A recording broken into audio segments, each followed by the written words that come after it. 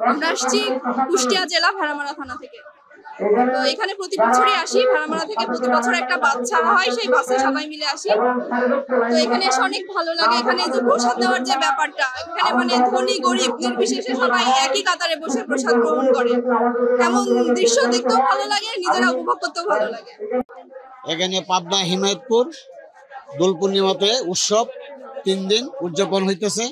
আমাদের এখানে আনন্দ বাজার, আমাদের এখানে প্রসাদ খাওয়া হইতেছে। এখানে মানে ধনী গরিব যারা আছে সবাই আমরা এখানে বসে আমরা আনন্দ বাজার করি, আমরা প্রসাদ গ্রহণ করি, আমাদের কোনো সমস্যা নাই।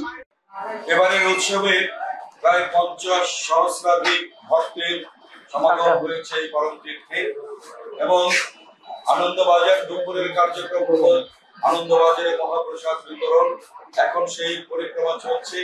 ভক্তবৃন্দ আনন্দবাজারে সেই মহাপ্রসাদ আস্বাদন করে তাদের জীবনের যে চাওয়া, যার কারণে তারা দেশের বিভিন্ন প্রান্ত থেকে সমস্ত বাধা বিপত্তি প্রতিকূলতাকে অতিক্রম করে এই তীর্থের বুকে ছুটে এসেছেন, সেই মহাপ্রসাদ গ্রহণ করে তারা ধন্য হচ্ছেন।